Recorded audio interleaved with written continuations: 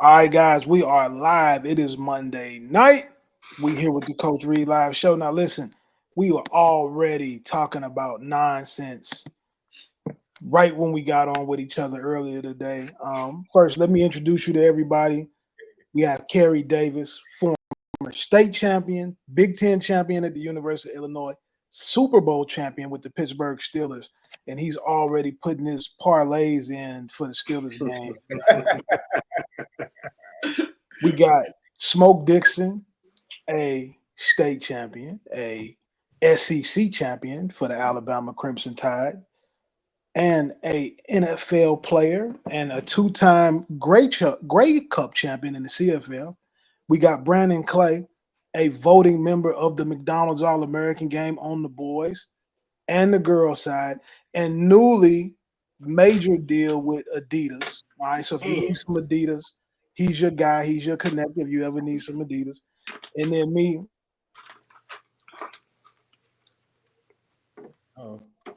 Now we're gonna start here. We're gonna start here right away. Brandon Clay, I'm gonna start with you. The Colorado Buffaloes are going bowling. What was that environment that you got to see like on Saturday night? It was awesome. You know, I said this to you. I thought it felt like the club just before something goes haywire, right? It was the great moment in the club. If y'all been to the spot about 12:30, 12:45 a.m., it's up. Whatever the number one record in the country is, they're not saving that until 2 a.m. when it's time to close the door. They playing the number one record at about 12:30. Travis Hunter with the pivot, the front basketball pivot, and the takeoff on Buddy was the number one record. Horn to get us started was like that dope new song that just dropped from Drake or whoever you want to play to get it started with the Deuces. They called it back and they still scored. It was just, I pulled up, Carl, and I thought to myself, I wonder what this place must have been like 24 months ago. There must have been no one here. And it was packed. You couldn't turn anywhere. It was one of the more fun environments. You know, I'm an SEC football guy. So I love, whether it's Athens or Tuscaloosa on a Saturday, I just like the environment of it all. And Colorado did not disappoint. First-class hospitality from, your man Corey, from Dion, just everybody. I have more Chick-fil-A than I've had in my whole life, and I'm from Georgia. It was a winning atmosphere, winning environment, and glad I got to be there. Big shout out to everybody. The Chick-fil-A got you. I got you. And look, getting to watch Travis Hunter speed off on Buddy, Jimmy Horn throw up the deuces, plus the Chick-fil-A, I couldn't ask for anything more. It was great, man. Sound like a good weekend. It was like all right. Dang good weekend. Smoke, when you saw the game, did you feel like Shador and Travis are solidifying themselves at the top of the draft? Absolutely. I mean, I didn't need this game to tell me that. I think Shador's still the best quarterback. Travis is still the best football player in the United States. Now, depending on what team has what pick and what do you need, but they're both first-round players, NFL players, period. That's the end of it. If anybody wants to argue with that, they can hit me up on whatever social media platform, and I have two words for them: cut on the tape. When I'm going to tell you this. Initially, when I said on social media a week ago, when Colorado gets bowl eligible, I'm coming back for all of the haters, right? But I'm going to tell you this, being at the game, being at practice, this team is not just chasing bowl eligibility. They have some bigger goals. So it's still too early to start talking. They got bigger goals. And what I saw was a team that, even though they won, weren't satisfied with the way the game ended. They got a little sloppy in the third, right? They missed execution on a couple times. And you saw championship level coaching from coaches holding guys accountable and players holding each other accountable. This team is just not chasing bowl eligibility, even though that was a big thing. Coach Prime is already outproduced what people thought he was. They feel like they have a legitimate chance to win and go to the Big 12 championship. The schedule is favorable down the line, guys.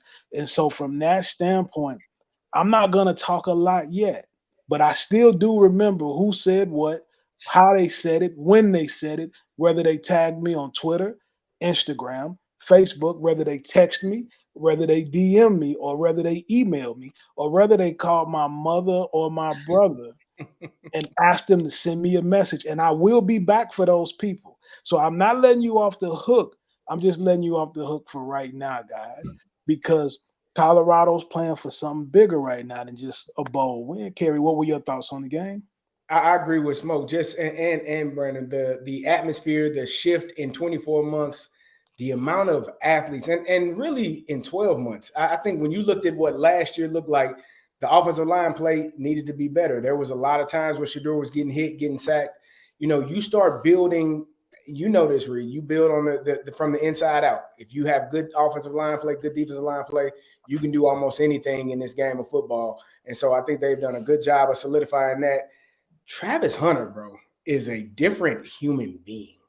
Like I don't, and so I was talking to a friend of mine, a former NFL receiver, and Smoke. I want to get your opinion on this because he is a two-way player. We know in the NFL he's going to more than likely play one way. Which way is he playing?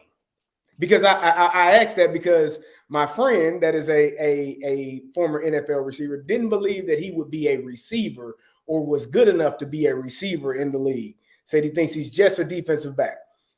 I want to know what Paul's opinion is, whether he's a DB or a receiver at the next level. Yeah, you know what? I'm not gonna say that he's not good enough to be a receiver. I think he can play receiver, but I think he's a special defensive back. I think he's a good. He throw him in a box, pull him out.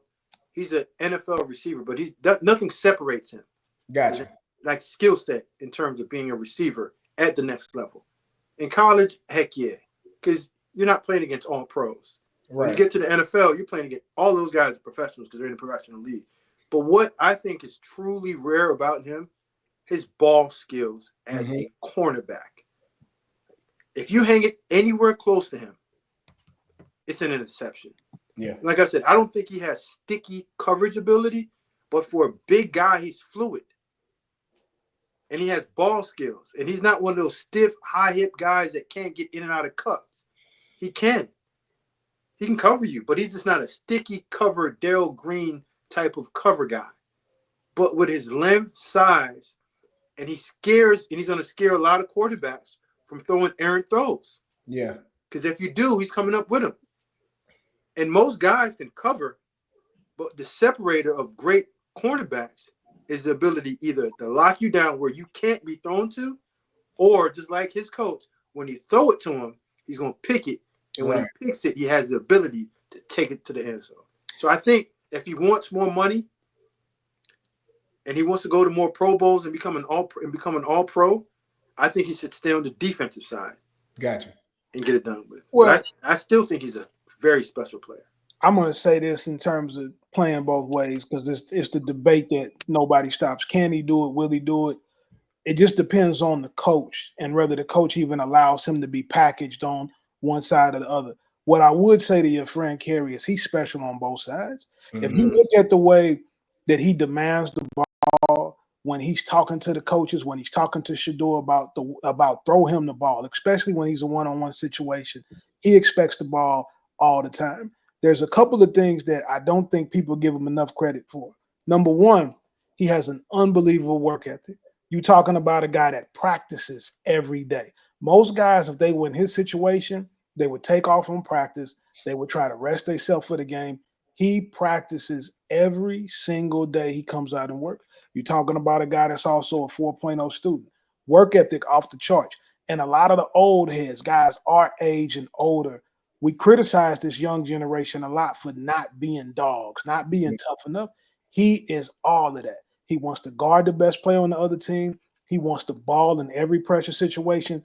I'm never going to say what Travis Hunter can't do because I've had a chance to see it in practice. I've had a chance to see it up close and personal in games. I saw it at Jackson State. I saw it last year. And now this year, you're seeing football being played at the absolute highest level between Travis and Shador. I don't know what he's going to be in terms of whether they're going to put him at receiver or DB. Cordell Stewart said something to me this weekend, and he said people are designed to see football a certain way in terms of limiting guys based on their own preconceived notions. So what Coach Sanders is he's somebody who did it himself, so he knows that it can be done. A lot of it just depends on who's coaching them and what they allow him to do and how they feel about their investment. But I definitely think that he could do either one at an extremely high level. I don't disagree on what you're saying that he can't do it at a level. I just think it's higher at cornerback than receiver. I'm not saying that he can't play receiver in the NFL. Can. But what separates him, and when you talk about rare skills, is his ball skills as a defender. As a receiver, I think there are a lot of receivers that are like him that you can go out and find. Right? You can't say there's like one skill set that separates him from other receivers. You see what I'm saying? Like if you talk about Tyreek Hill, his burst and his speed separates. Julio Jones, size, explosiveness, speed, separator. You're not going to find that combination of a lot. But Travis is what, 6'1"? Yeah. 170, 180 pounds. So what you have to really look at, Reed, and I know that what Cordell said is he's 100% correct because everyone gets put in this box and we all have to see it through the same lens. But I'm not saying that you have to see it through these lenses. But when you go into a 18-game season in the NFL and the grind that you have to go through, putting your body in the wear and tear for 100 and something snaps over a 5-year career, you just play 10 years. Does that make sense? Yep. So if you want to play 10 years in 5, go right ahead. But the money's going to tell you not to. Now, if you want to be used as a situational guy, 100%. But a full-time starter on both offense and defense just to prove a point, yeah, your money ain't going to be looking right. Because I don't think an NFL team is going to pay you $50 million because the top receivers right now are getting 30. I'm pretty sure when he gets re-up for his, it's going to be 40 and the top DB is going to be 30. So that's a $70 million guy that if I'm his agent and you're only going to pay him 40 or 45, I'm going to look at you and tell you that you're getting this on the discount. It ain't happening. Sit down and play one side. I'm going to say this before we get off of Colorado. Kerry, you made a statement about last year's offensive line versus this year. The offensive line only gave up 1 sack Saturday, and that was more of a coverage sack on a miscommunication on a route. They played ball. They played hard. They played tough. They came off the ball. And that freshman left tackle, Jordan Seaton, he is special. He potentially is going to be the number 1 pick in the draft 2 years from now. He's got that kind of skills. He's got that kind of size, that kind of athletic ability, and he doesn't look or play like a freshman. And so he has some learning curve at the beginning of the season, speed of the game. We all know when you go to college, the biggest transformation is speed of the game. That's the biggest adjustment that you have to make. But I'm telling you right now, Jordan Seaton is as good as I've seen in the last decade in terms of a left tackle prospect. Smoke, you evaluated him a lot coming out of high school. You from the same hometown. What is your thoughts on Seaton? Yeah, Reed, you knew I was one of the first guys when I got into the building 24/7 and saw it, and I was like, whoa. Yeah, I don't know where he's rated, and I've seen all the tackles in the country, even offensive linemen. I pulled you aside, and I said, hey, listen, he's the best one. He's like, well, prove it to me. And then we went through and broke him down. And after that, he was like, whoa.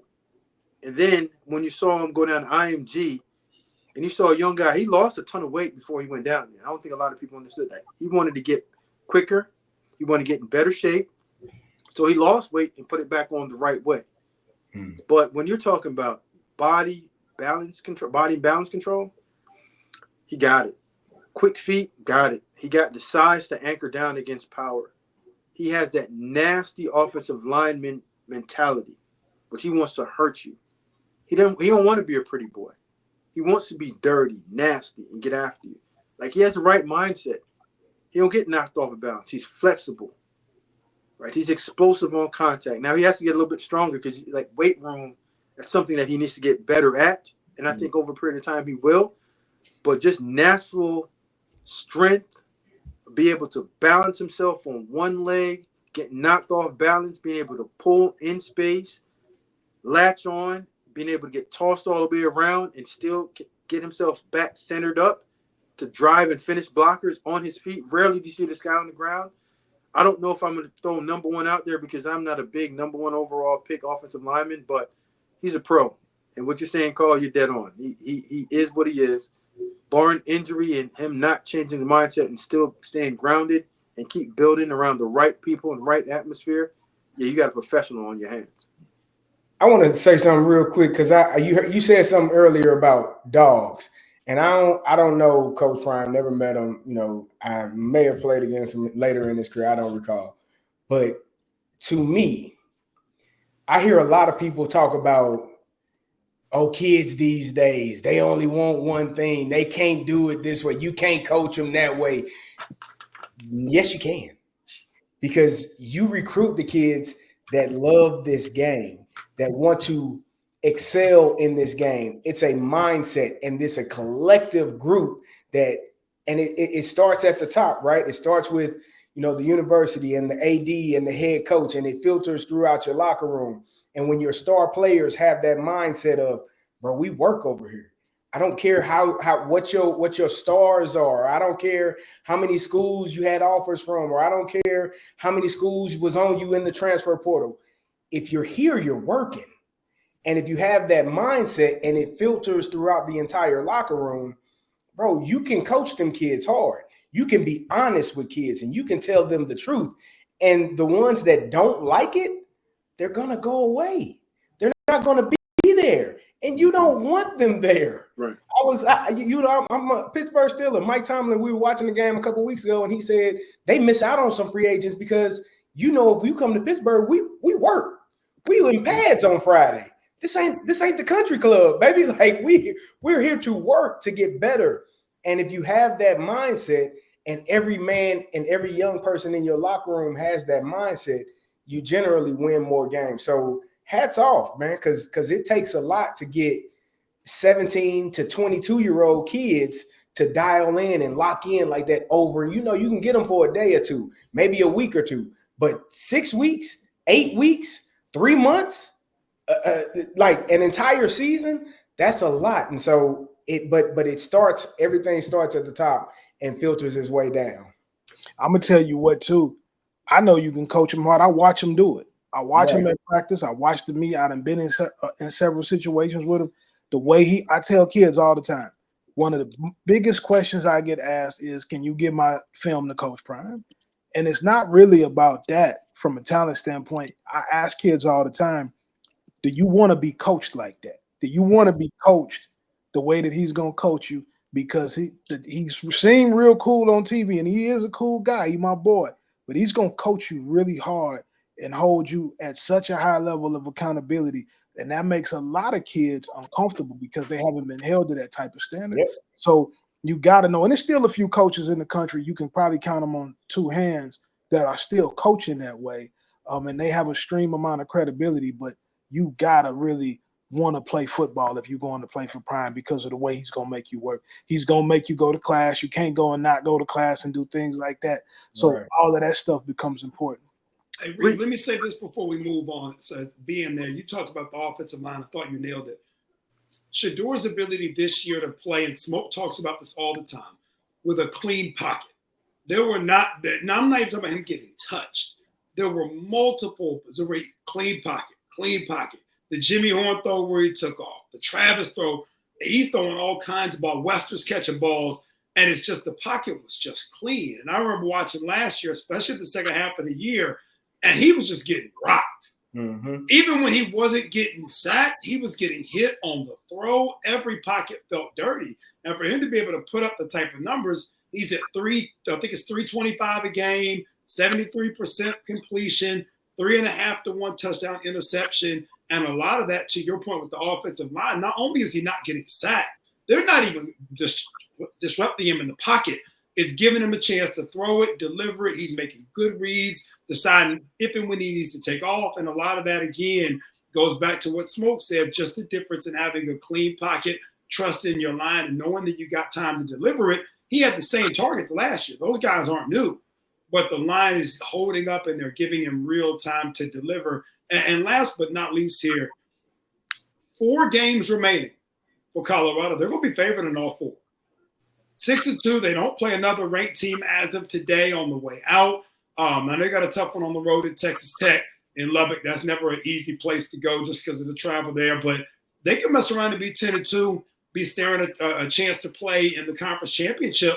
They do that. We're talking about CFP, man. It's interesting to watch the end of it, not to get ahead of ourselves, but you start to look, and they got a legitimate chance. If they can stay healthy along the front line, and then obviously their key guys, they have a legitimate chance to be 10-2 and be playing in the Big 12 championship, which is exactly, if I remember correctly, what Carl Reed said they might do. Hey, listen, we'll be back to help him like that. Hey, Man. listen, You don't have to do that, man. He already. Hey, listen. Hey, Reed. I'm not gonna try to bring you down, but I'm gonna bring you back down to the Reed level because right now you on like cloud. Man, please. Big time birthday celebration this weekend. Listen, my basketball guy just threw me a lob and I caught it the same way I would catch them balls on the jug machine if I was out there. Yeah. We're not gonna re-enter the jug machine conversation. We're not gonna get back on that's never to be brought up again because you don't even know the rules of it. Big birthday celebration, October baby. Just like but Reed, you start out the show by hammering me about what's going on over the shoulder. Not this shoulder, the other shoulder, over there in the corner. You see it? I see it. Yeah. I told you I wasn't going to talk to you about it. Man, donut? Okay, hey. Say it again. What was it? Donut? Duncan.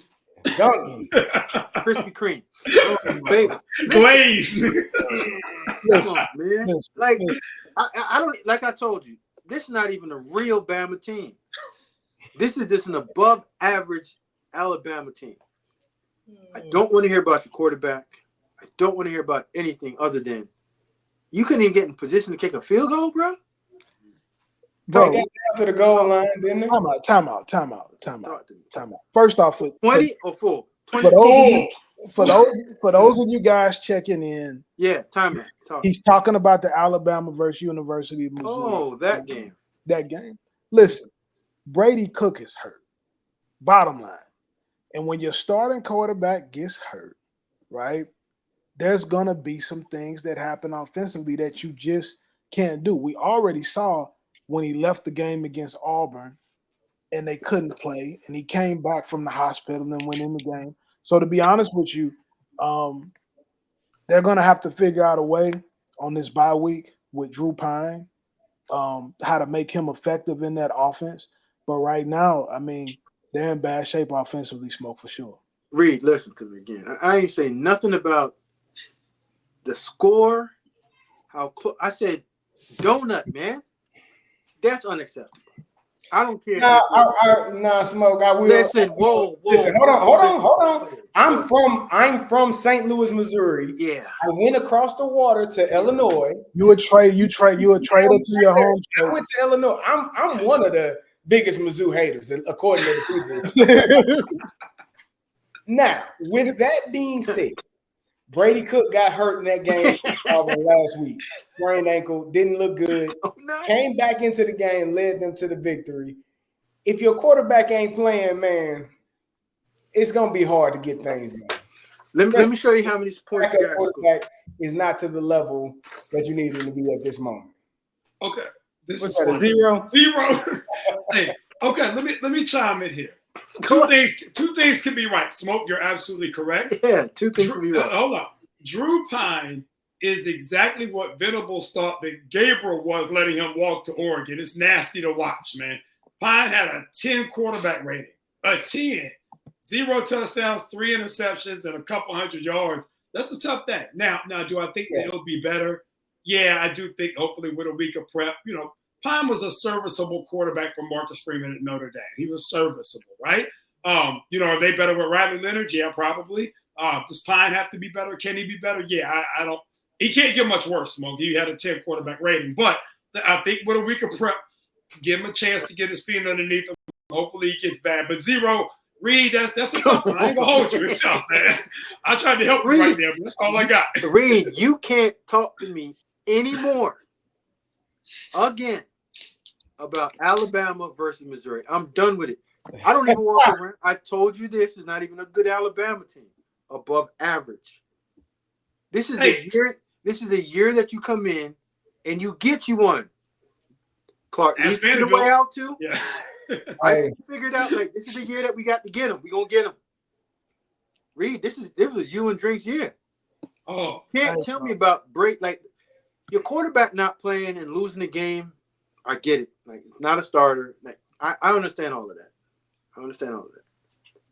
But the donut, my man, that's a whole nother special menu. They don't even when you order food, like donut ain't on that big time menu. It's not. Like we have fingers, we can pick food up. We don't gotta just stick our fingers in the donut hole and eat it. That's what you guys are doing right now. Bad look. Don't talk like I don't even want to call this a bet or win or nothing. I told you I'm not even I didn't even look, no, we're not gonna talk about it. I just want to remind you that you came out and said St. Louis, Missouri over everybody, and you couldn't even get them boys to score a point. This man has no words. Yo, I've never seen Carl Reed speechless. He has nothing. This Bama team is even good. He's mad. He's bothered. Listen to this. 0. If you a high school prospect, we need you. You're a high school prospect. I can't have this happen again. Against a high school prospect, if you in the transfer portal, we gotta have a conversation. I mean, UCF put up points against Bama. Oh man, Nico couldn't even complete a pass in the first half, and they still beat Bama. This Diego, the 5'8" cat from New Mexico State, put it on them. Like, we gotta change topics. We got to change topics, man. Listen, bro. Smoke, I need you to come on. Listen, I'm on the radio here in St. Louis. I need you to come on the radio with me one day so you can give these St. Louis Mizzou fans the gospel in which you're speaking right now. That's all I ask for. Just give me 5 minutes, bro. Just 5 minutes. That's listen. When we get off, hold on, time out. Why you up there laughing? Kerry Davis. We took an L. Okay, while you up there laughing, right? Hey, we scored. You scored. At least you listen, Reed. You and I played in that game. Maybe, kind of, sort of. Nobody knows. We didn't score. Oh man. This is bad, real bad. Mike Jackson. We took an L. We did take an L in Oregon. You guys lost. They got the donut. That's a different monster. Reed mad, real mad. Joe Jackson. They got past the sticks.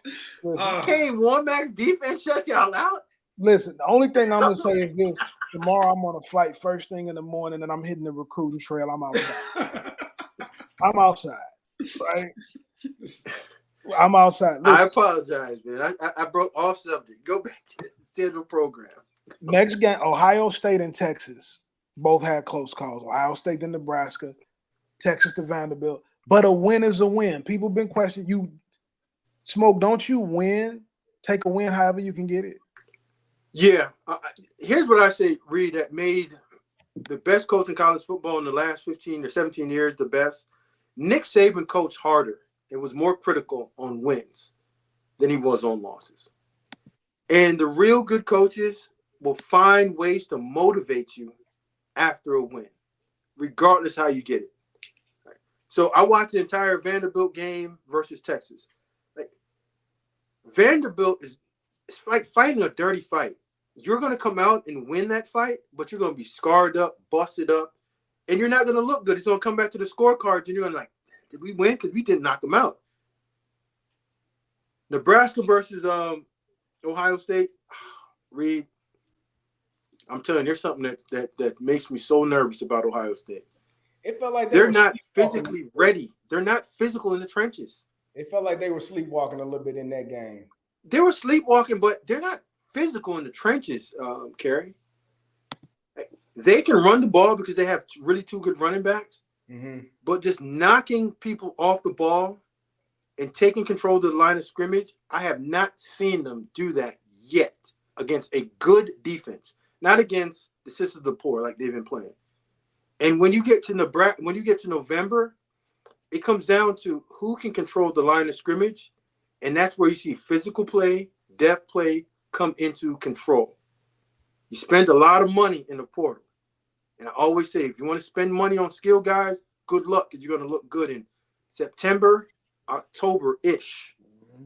But once you start getting to December, in the meat of your schedule, where you're going against teams that studied you for the entire season, know all your tendencies, and tendencies are thrown out the window, trick plays are out of the window, and you have to line up and play knockout, drag-out football to where you're only winning by maybe 10 points, but those last 10 points are physical, grueling points at the end of the game, where you have to make somebody submit to you just because you're more physical and you demand excellence out of your team on both sides in the trenches. I ain't talking about guys throwing the ball. I'm talking about running the football, stopping the ball from being ran against you. And when you need to, control it and get 3rd and 6s. But when you need to, throw it out to one of your playmakers in order to create an explosive play. I don't see that right now out of Ohio State. Texas took that punch in the mouth from Georgia, and they haven't woken up from it yet. I think we'll get a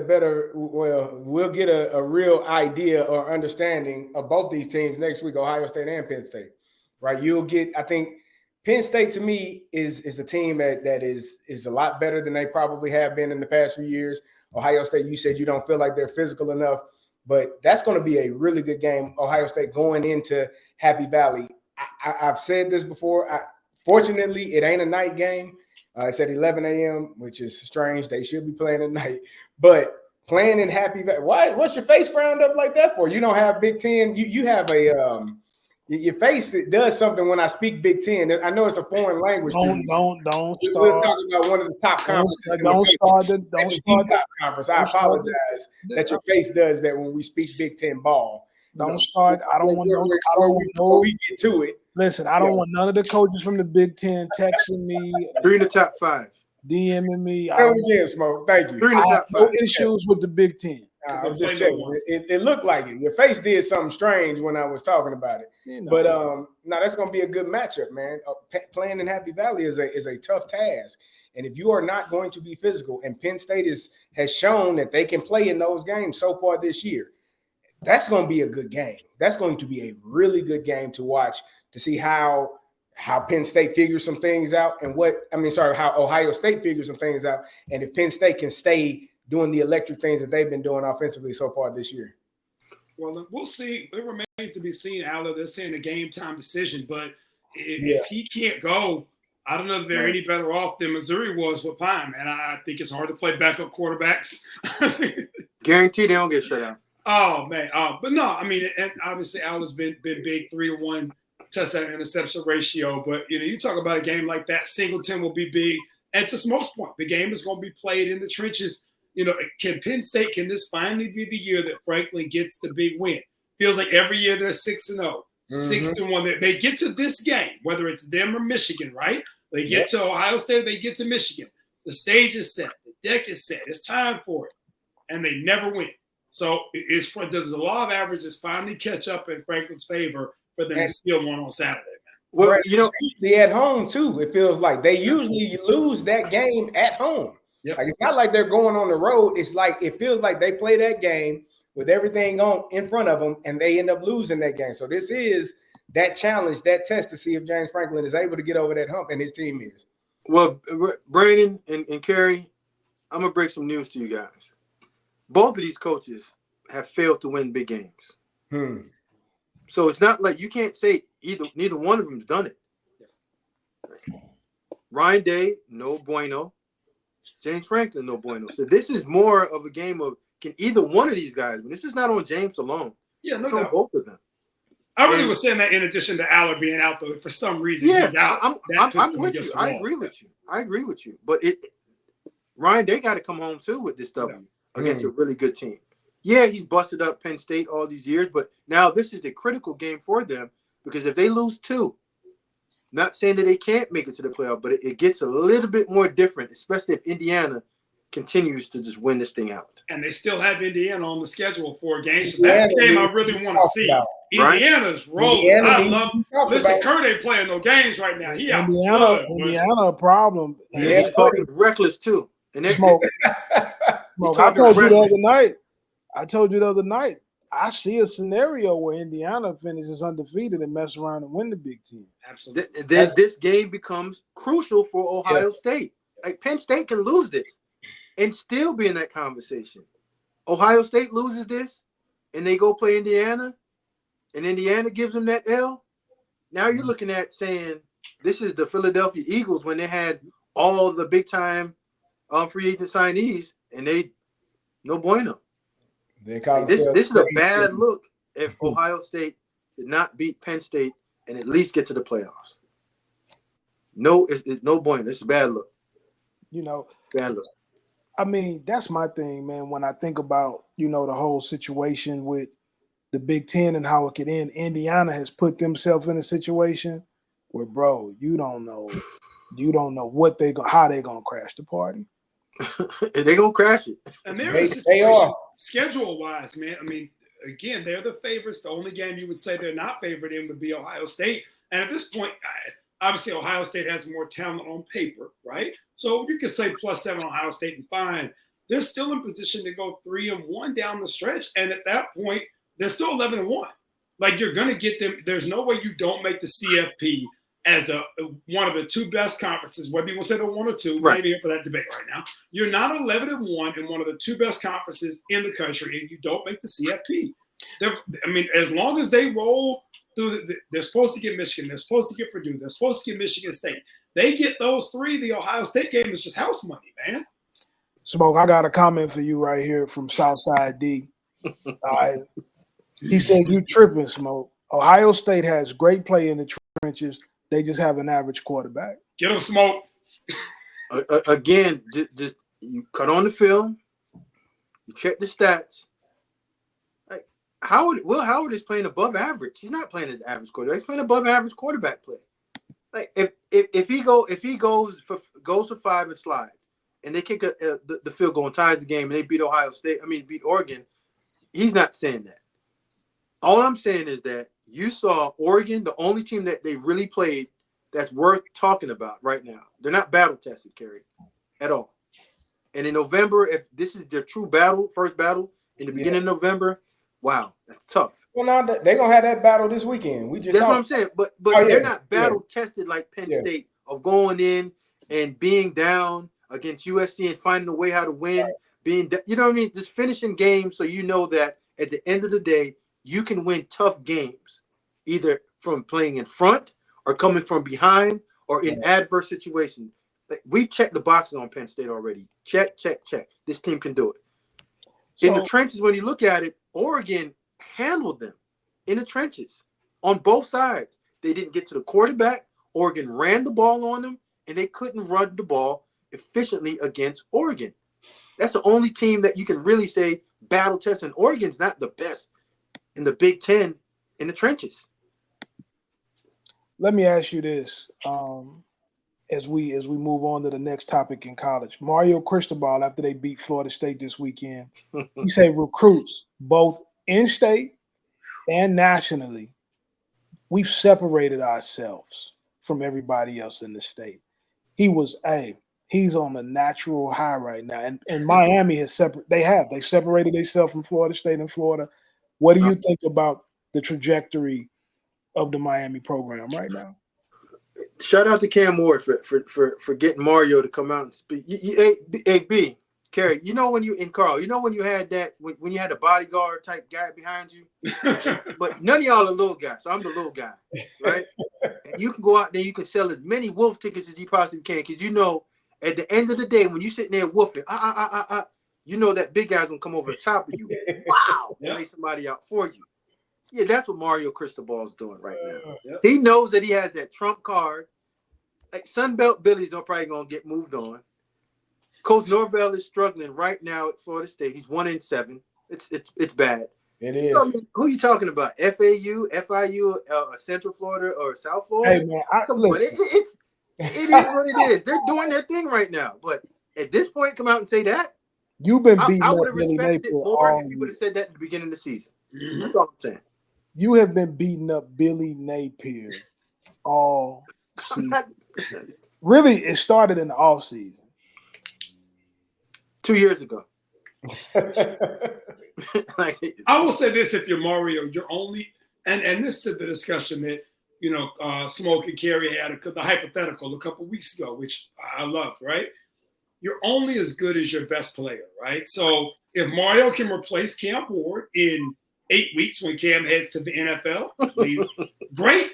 He can keep talking. If he can't replace him, he better be real quiet. So unless he feels like he got the replacement in the bag, listen, I matters. respect it. You gotta have them guys, man. Like you gotta have it. If he ain't got him, they in trouble. All that talking don't matter. But when you got one of them guys, you do whatever you want. Because I don't know how long I'm gonna have this. I don't know. I'm gonna do it while I can. 12 months ago, Mike Norvell could have said the same thing. Yeah. Think about how quick the tables turn, right? Norvell could have been yapping. We this, we that. I got Jordan Travis. Y'all don't. Ha ha ha ha.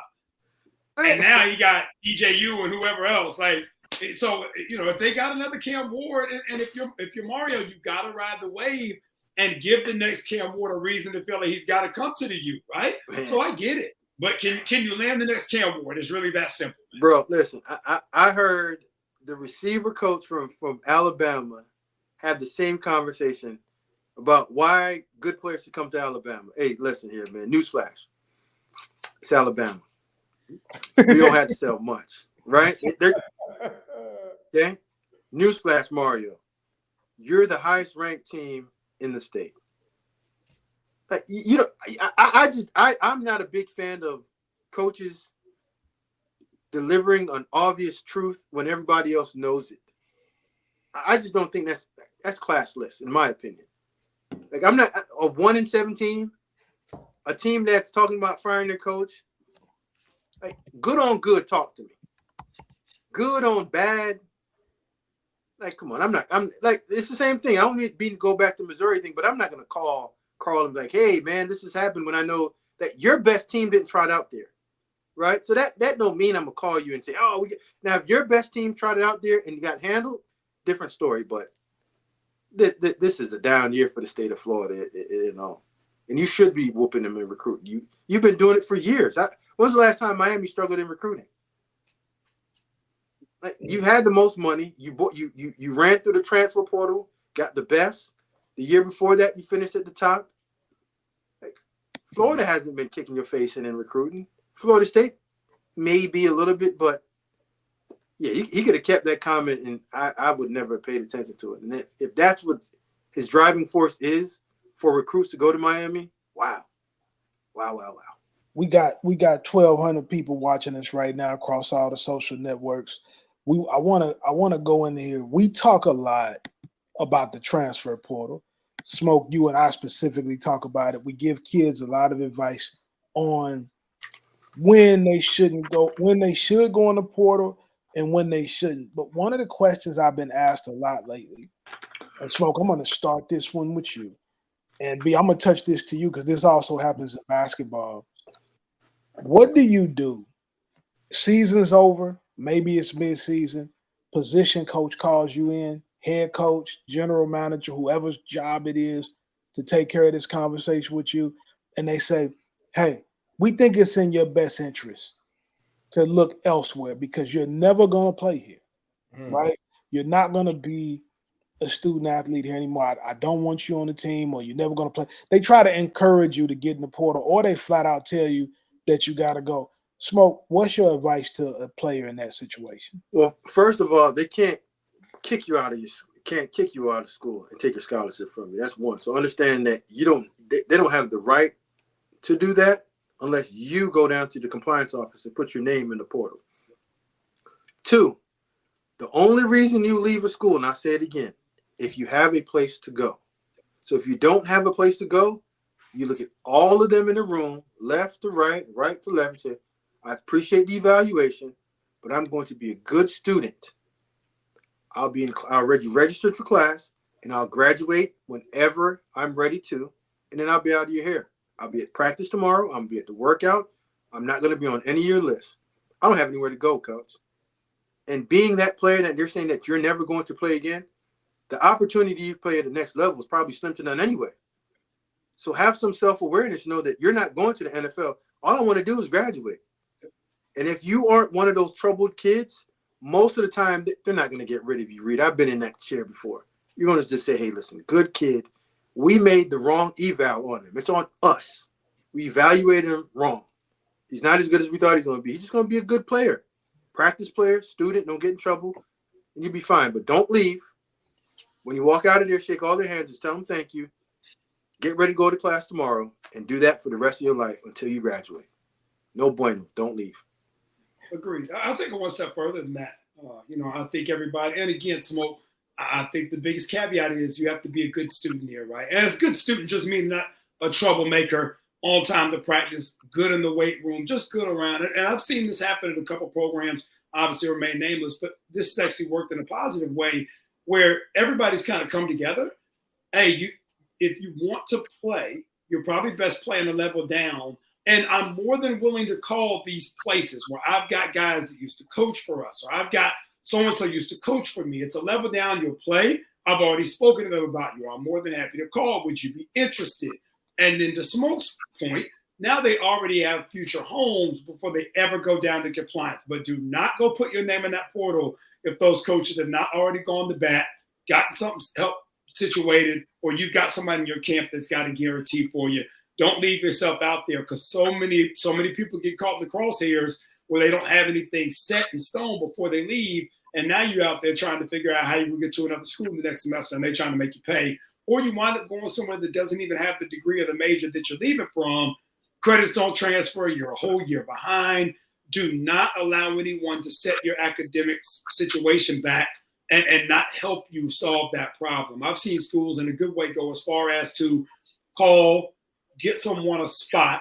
The other coach has already gone down to the academic admissions, all that stuff. They found ways, transcripts, all these things have ever happened before anybody ever hit the portal, and they got all the credits transferred. The kid goes and hits the portal, boom, they're in, they play, they have a great, and everybody's cool. And forever, everybody's kosher about it. But don't let anybody make you walk off that ledge if they haven't helped you find your next destination. Smoke, you're right on point with that. And B, just to piggyback what you just said, transferring credits. I don't think a lot of people even think about that. And you hit that right there where you need, like, teed it up. Majority of the time, if you're not going from an in-state school to another in-state school, you might have 120 credits, and you're this close from graduating, and you transfer out, but only 90 credits of yours transfer out to whatever school that you're going to get in that specific degree or school that you want to get into. It doesn't happen. So, like I would always say, if you're that close to graduating, I would say, hey, listen, coach, just give me the semester. I'll graduate and get out of here. Yep. But by no means, especially if you're at a really good school with a really good degree, bro, I'm not getting out of here. That's on y'all. Figure that out. As long as you're not doing anything that's detrimental for you losing that scholarship, you're on them. Let them figure a way how to get you out of here. Don't leave. Don't make an emotional decision. No. Because you heard something that you didn't like, because they told you something that hurt your feelings. Like you're saying, they can't take you off scholarship. So you have to take what was said to you. It's criticism. It's a critique. It's an evaluation how they view you of what your play is or what they think your future is. But as you said, this scholarship is the vehicle that is going to drive you everywhere that you need to go in life. Football, love it, right? But I tell people all the time, the best thing I ever did was I went to the University of Illinois for free. I got friends that are in their 40s still paying for college. Like, let's be honest. So, do that. Go to as much school as possible. Get as many as you can while it's on their dime. And if you still want to play football, you're going to have to make that decision. But understand, have self-evaluation and take real inventory as to where you are and who you are and where you see your future, and be honest with yourself. Ask people around you. Ask for honesty. You don't want nobody lying to you and gassing you up. And yeah, man, you can go start at Bama right now.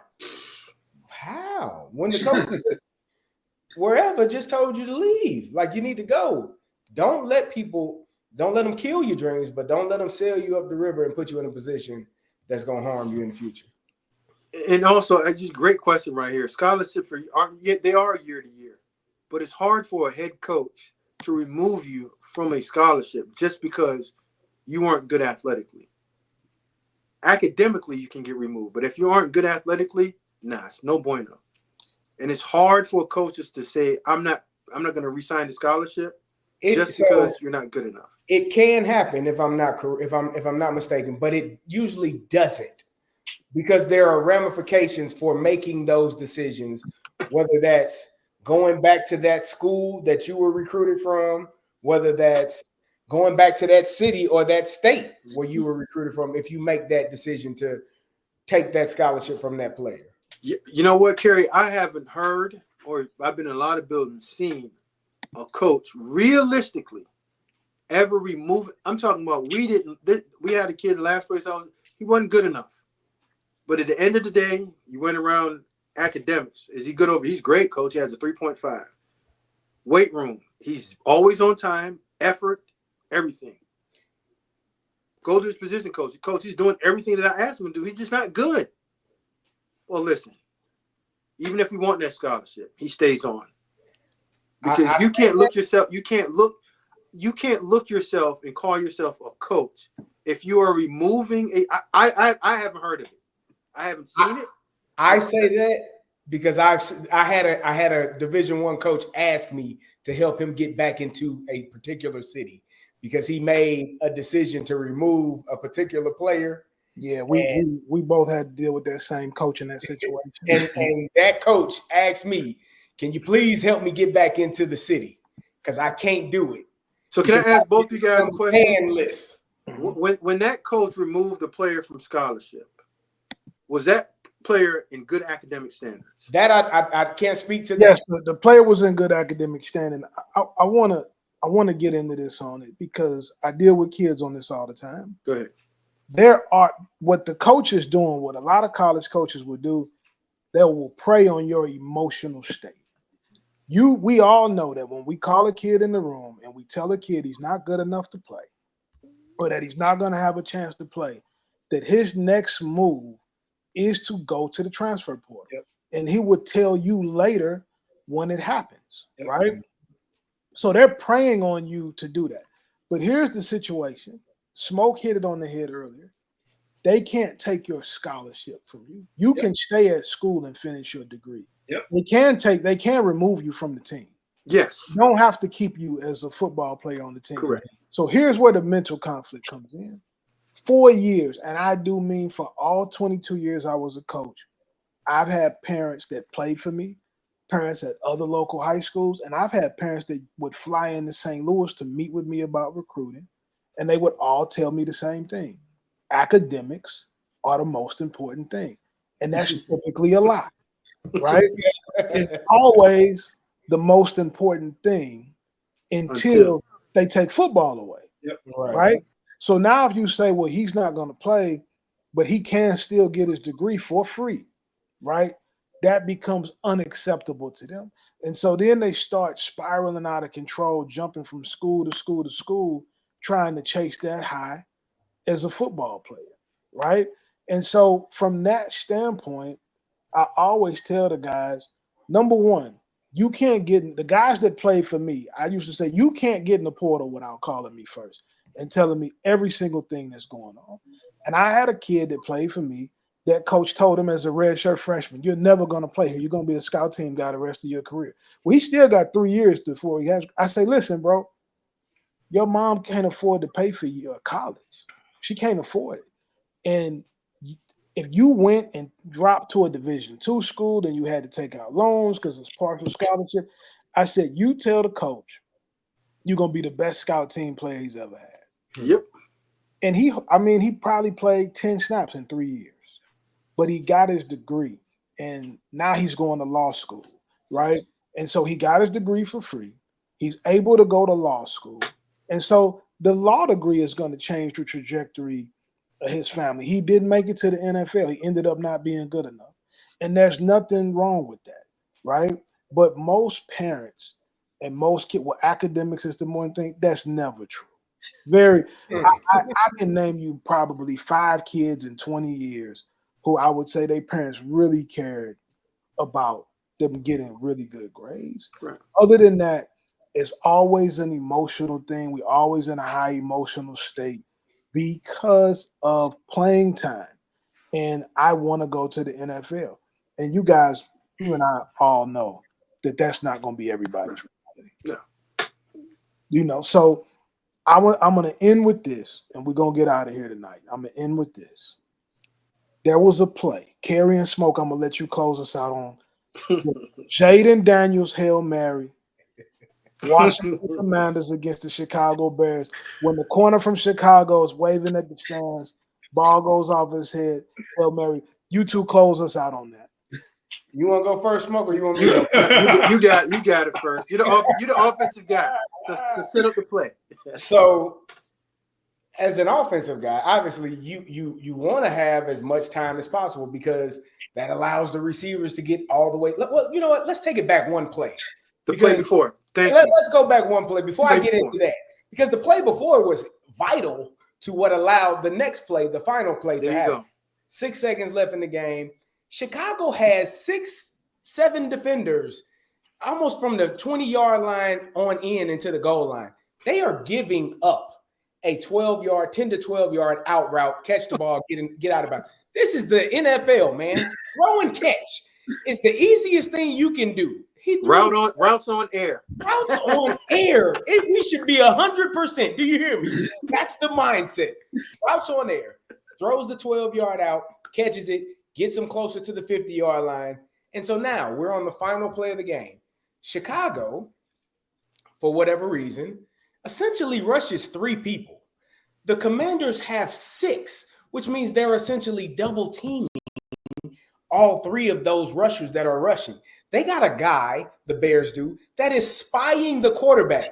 For whatever reason, on God's green earth, is he spying the quarterback on a final play of the game when you're 50 yards away. He got to get into the end zone. I don't know what that is. I have no clue. He's spying the guy that ain't running. He's not running the damn ball. You know what? I want you to run the ball, sir. Go ahead and cross the line of scrimmage and make my life easier. You're standing there for no apparent reason other than we got to have 11 people on the field. That's the only reason that you're there. We got to have 11. You might as well have sat your butt on the bench and we played with 10. So that's number one.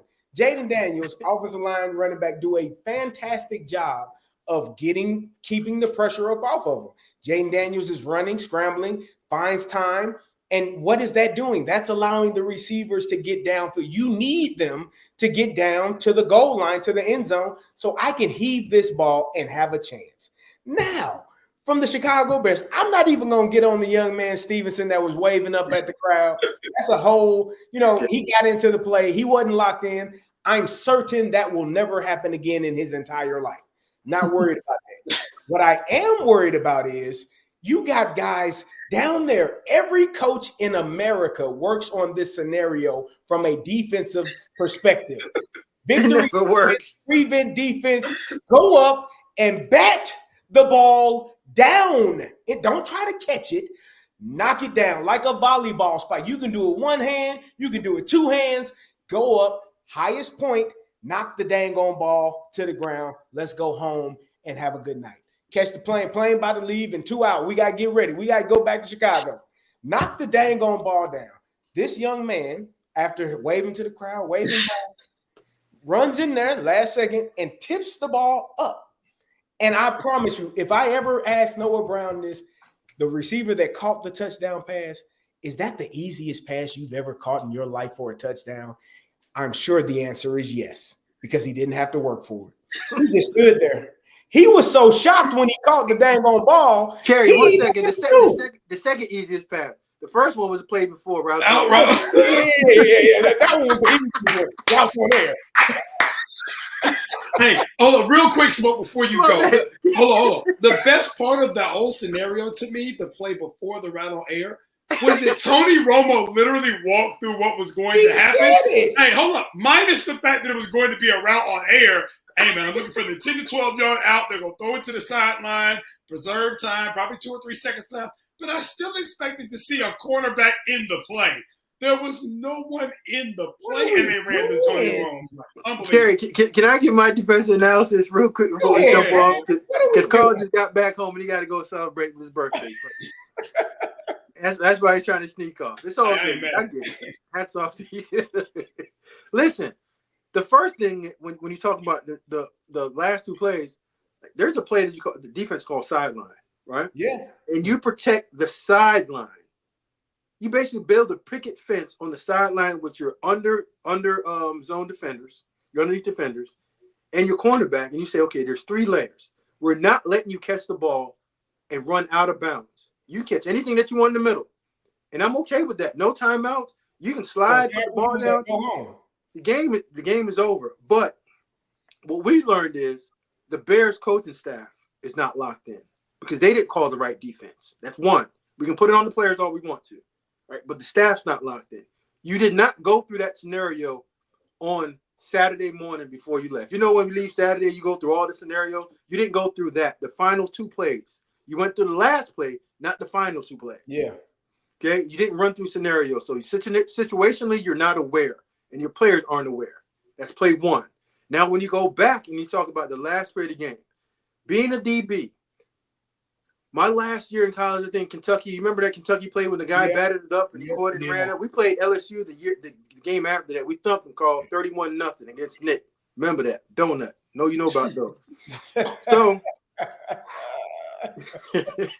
Hey, keep going, man. So when you're defending the last play, you never want to talk about batting, right?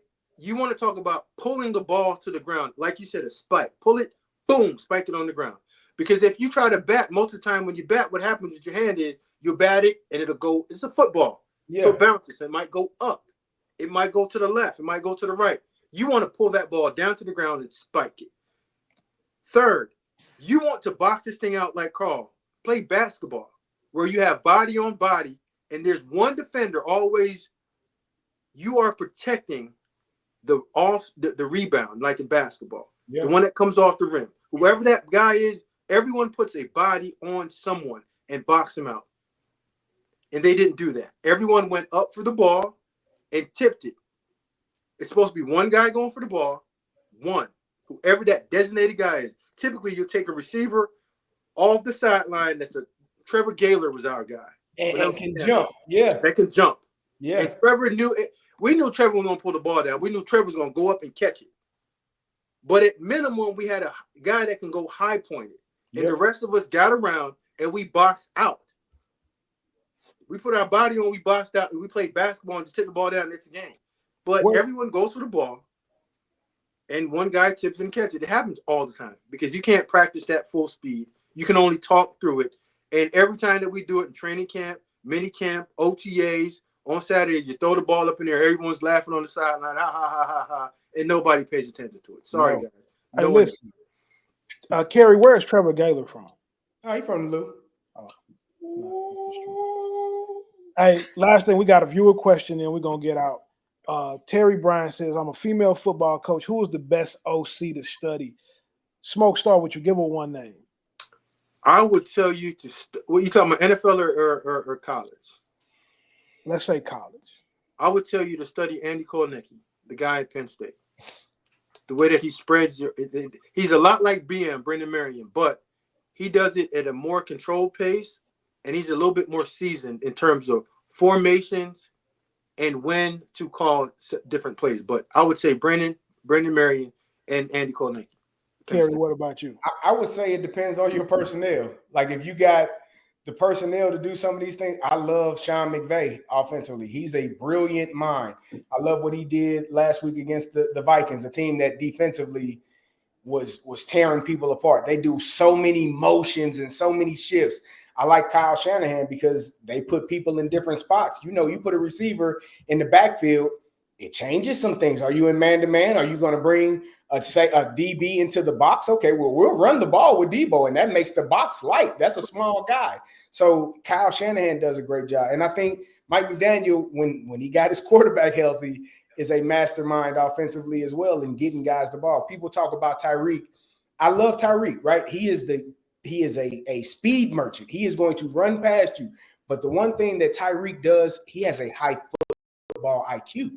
And finding areas, you know, there are zones in every defense where it's going to be a window, when to sit down, when to keep going. So to me, if you got players that can do some of those things, I love those three guys offensively at the NFL level because they are really good at their craft, and they generally run the ball well too. So those are three guys for me. We know that Kerry loves that daggone Mike Shanahan tree. Hey, And Coach Gibbs. Listen, Alex Gibbs was my coach in Atlanta. He was a running. He was a consultant. You know how I can still hear his voice. One cut, one cut, man. Don't do nothing else. And go. One cut. He don't want you to do nothing else. Kerry, you know what? Before you get out, Howard Griffin is probably one of the most underappreciated fullbacks of all time. All right, listen, I definitely agree. And speaking of Howard, we call the University of Illinois fullback U. Just so we are clear, we got a lot of them. Howard, Robert Holcomb, myself, Jason Davis. Like we that's what we do. Holcomb played tailback at Illinois. He played. What did he play in the NFL? He played tailback at Illinois. Come on, bro. You know he blocked from Marshall. Hold on, Smoke. So did Robert Griffin, man. So did Howard Griffin. So did Tim Lester. So Howard was a fullbacks or running backs because they block with a running back's eye. Yes. Come on, Carl, wake up. Listen, I'm gonna throw two names at Miss Bryant to study. And you said Brendan Marion. Of course, I would have said him. I'm gonna go a little off the beaten path.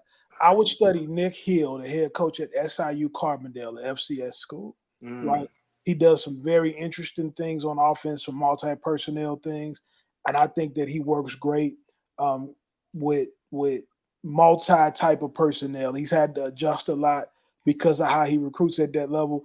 And the next person I would study would be Tony Anesi, the head coach at Ferris State, a Division II powerhouse in Michigan.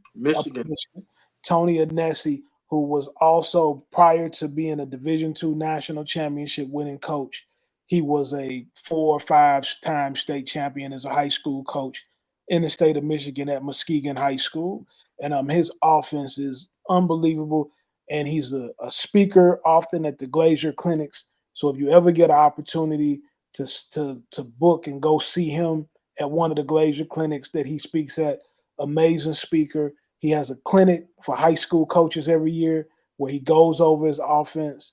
It's big. So I would go with Tony Anesi at Ferris State, or I would go with Nick Hill at SIU Carbondale. Some very, very creative things that they do offensively. Hey, Reed, real quick on the way out, man. Shout out my boy Todd Monken, man. Make sure y'all put some respect on my boy name. A couple national championships. I'm done. Hey, listen, fullback U. We're gonna have to study that again. We're gonna have to talk about that. We're gonna have to. Hey, Carl, you to call it fullback U, they had to play fullback at your school. No. Play fullback in the league. Who plays fullback at their school though? Then they goes to the NFL and plays fullback. That's an interesting question there. Listen, Carl. Name some good fullbacks that weren't running backs in college. Yeah. Daryl Johnson was a running back. O'Neal was an all-pro fullback, and he played tailback in New Orleans. Tim Lester, same thing. He hurt his ankle. Every fullback has played run. I forgot my boy Jamil Cook too. Please forgive me. I thought you were going to say Jamil Cook. I forgot about Cookie. I thought you were going to talk about Cookie. And listen, you're talking about not only fullbacks, starting fullbacks, and Super Bowl champions as well. So I'm gonna talk my talk. We are fullback U. So that's what it is, man. And Jamil started as a tailback. Man, what's my boy name? Vontae Leach. Vontae Leach was a really good one. Carl, listen, bro. I'm black, bro. My man about smoke like me. Bro, he used to come out there. He probably did not put on lotion for a reason. That's insane. And when you hit him, Reed, it felt like running into a tree. You know when you run into that hard bark of tree and your skin just gets scaved up just on the bark? Yeah, that's what it felt like every time you just hit him. It was like Velcro. Like, bro, you ain't put up no lotion. And he drill cat. Vontae Leach another one, bro. So fullbacks are coming back. We're gonna research this fullback topic, and we're gonna lead with that. Find me 4 or 5 of them that. Oh, don't. If you're right, you know I'm gonna come on here and tell you that you're right. But Do if your you're thing. wrong, I'm coming. Before we get out, I'm gonna There ain't end that many fullbacks to even research that. It really Bro, ain't. Just say Syracuse. Wrap us up, Reed.